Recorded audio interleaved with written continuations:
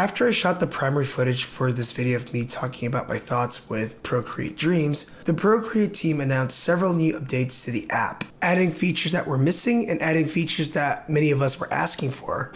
And because of that, I thought about canceling this video, sharing my thoughts about the app as a professional animator and story artist working the field. But I think it would be a good idea to have this video uploaded just to have context of how a lot of us generally feel about using the app during its release, and whether or not this app would change a lot of things, with the possibility of me making a follow-up video after the updates.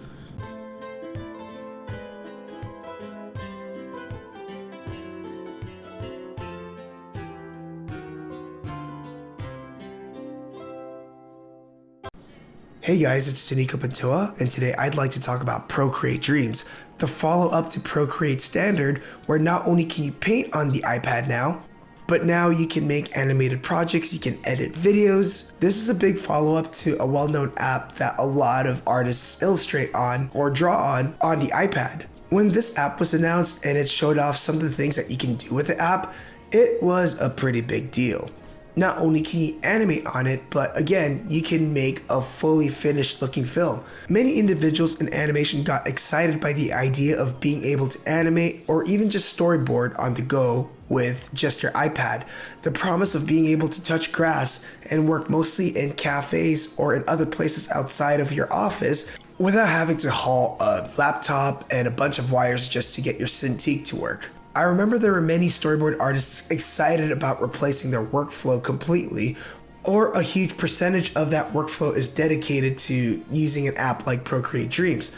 Now, by the time it came out, people tried it and realized that it wasn't as easy to do, with many realizing that it just wasn't doable for them or what their work asks them of. There are many professionals who have replaced their workflow completely with Procreate Standard, but these are mostly people who work in concept art or illustration. It's not as simple to do with animation because of the pipeline, because of the workflow. It's just a different beast in general. But besides the logistics of a workflow in the pipeline, a lot of my animation peers have mixed feelings about Procreate Dreams, with more of them saying they don't prefer using it. They see its promise, but they feel like it's lacking some of the most basic features that holds them back as an animator. And if it just had those features, we'd be in a different conversation right now. Now, I've talked about animation apps on the iPad a while back, with my favorites being ToonSquid and Rough Animator. I would also include Calipeg on this list too. These apps are animation friendly and to me are well designed on the iPad for its simplicity, yet familiarity to professional animators who mostly work desktop.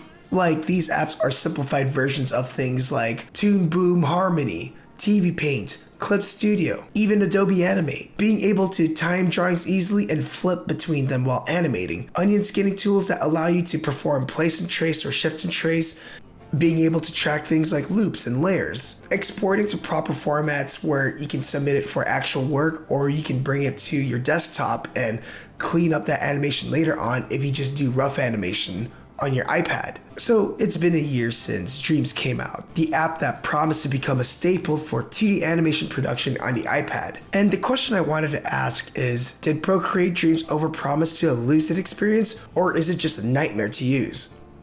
After using it myself and making some stuff out of it, my overall summary is that I found myself fighting against the app a lot of times, but also realizing there's a lot of things to be desired out of it and kind of understanding what Procreate Dreams is going for. And I kind of appreciate it because it's not trying to be a standard animation app that professionals would love to use, which on paper is actually really well designed, but it's just missing some small basic stuff that would make it feel complete, because there are times where it just feels incomplete with its functionality. And that's when the app begins to feel like it's falling apart to me. And that's something that I'm going to elaborate more. First, let's talk about what I love about the app. I love the user interface, I love the UI. It's simple, it's slick, it looks great on the iPad. There's not a bazillion buttons that you'd get on an app like Calipeg, which is a pretty advanced app. This one is pretty simple and clean. So I feel like the UX design really hit it out of the ballpark.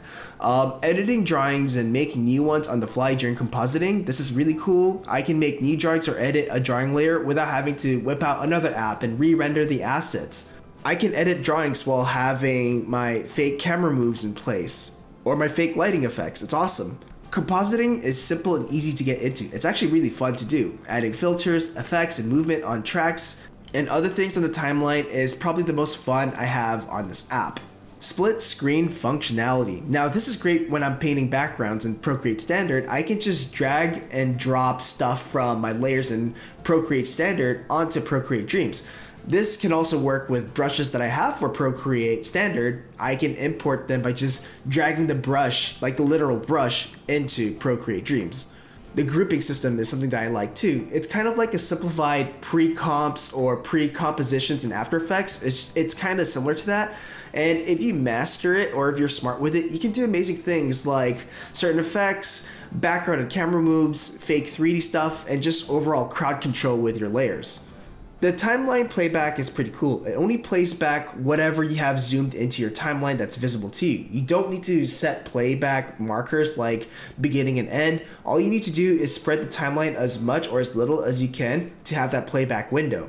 And of course, you can paint and draw like you can in Procreate, but a bit more simplified, but still, you can still make stuff out of it. Now, the biggest criticisms I have about the app, and this is what is driving a lot of animators and storyboard artists away, which is it's not very forgiving when it comes to experimenting with timing and editing.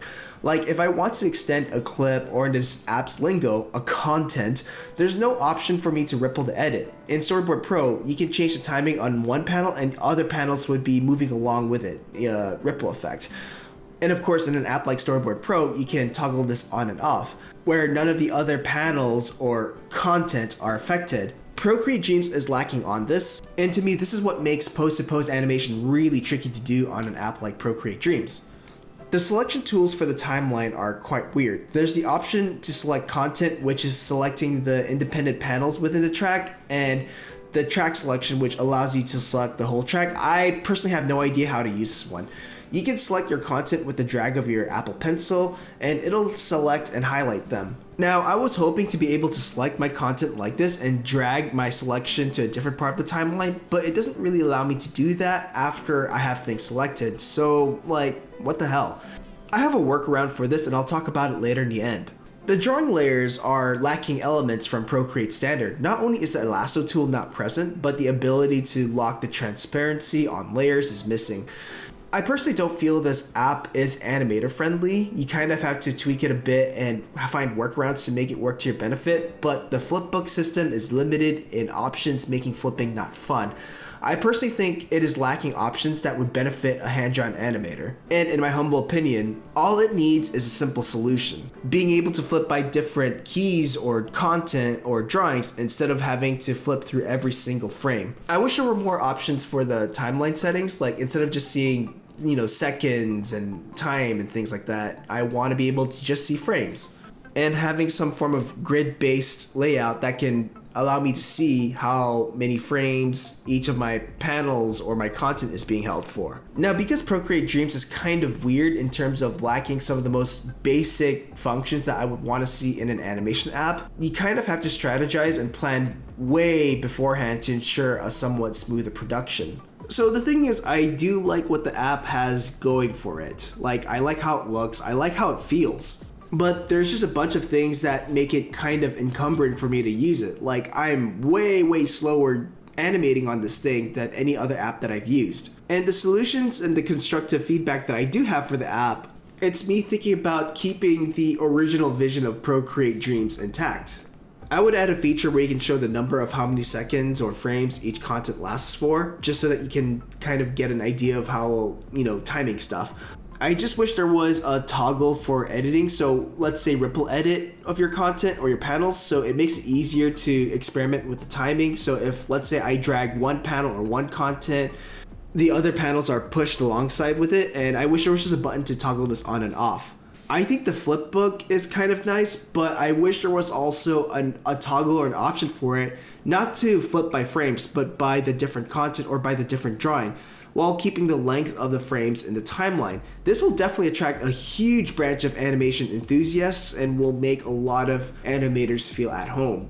When it comes to the drawing and painting tools, bring back some of the essentials from Procreate Standard, such as the lasso tool, alpha lock, transparency tools, all the drawing stuff that you can do in standard Procreate for the drawing tools, put it into Dreams. One thing that maybe I haven't figured out, maybe it exists, but something that I haven't really quite figured out yet, or maybe that's lacking in Procreate Dreams, is a way to flatten groups into one single track without having to keep all your layers, basically flattening it. This will probably optimize the file.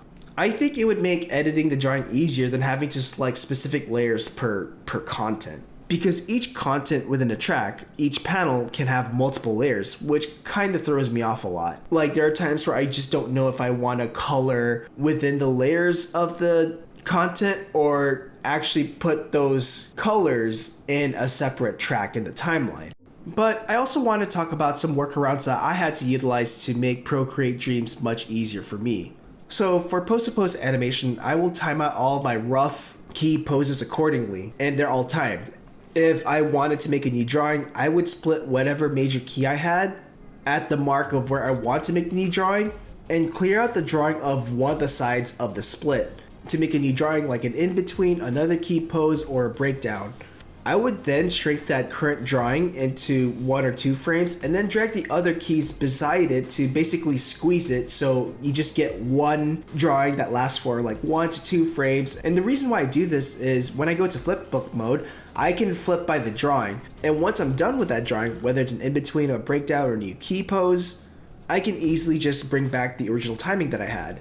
Now I want to talk about grouping. Now grouping is the most important thing to me when it comes to Procreate Dreams. It's like pre-compositing like in After Effects. It's how you can have multiple shots in one Procreate Dreams file. And again, it's great for improvised camera moves. Now, the reason why I'm bringing up grouping again here is, remember when I said that I can't move my selected content after having them highlighted with the content or track selector? My workaround is selecting the content, grouping them, so I can actually drag that group somewhere else in the timeline, whether it's in a different layer, whether it's in the same timeline, and I can always ungroup it later in the end. I mean, those are my workarounds to make the app more comfortable for me, but when it comes to coloring and all these other things, then it still is crap. And that's not a Procreate Dreams thing, that's just generally, like, coloring is just painstaking, it sucks. And you just have to find a way to make it interesting for you. But otherwise, it's just super laborious. But if I find more workarounds, I'll definitely bring it up sometime. So the thing is, I've always wanted to talk about Procreate Dreams for a while. Like, I never had time for myself to actually sit down and talk about it. And it didn't take me until like doing 3 finished looking shots to sort of understand the app more. I can't say that I fully understand it, but I do have opinions after making some stuff with it. Is it my go-to app for animation specifically? Not really, and not at the moment. Can you make some really fun looking stuff out of it? Yeah, actually. The fact that I can make fully finished shots with compositing and lighting effects that is quite easy to do makes it a great app to make little films on. Now, there are super talented animators that were commissioned by Procreate to make a little film or a little snippet for them using Procreate Dreams. And sometimes these animators would say things like, oh, this app is my bread and butter, this app is my go-to now, it's the best thing ever. But aside from people like Havsta or Nikolai Lockertson, I don't really see a lot of professional or highly skilled 2D animators use this app since that commission.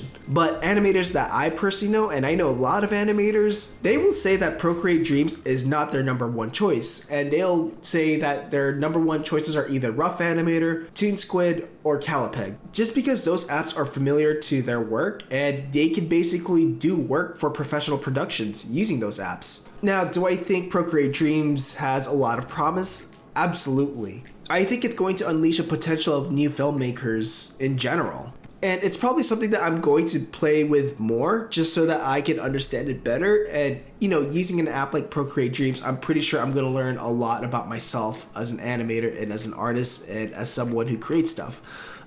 Anyways, that's all. Bye. Interested in learning hand-drawn animation or learning how to finish an animated shot from beginning to end? Have a look at the store where you'll find the complete Introduction to 2D Animation video course, tutorials, and other resources. Learn classical animation approaches, drawing, lectures, techniques, and other process videos. Visit the store through the link in the description below.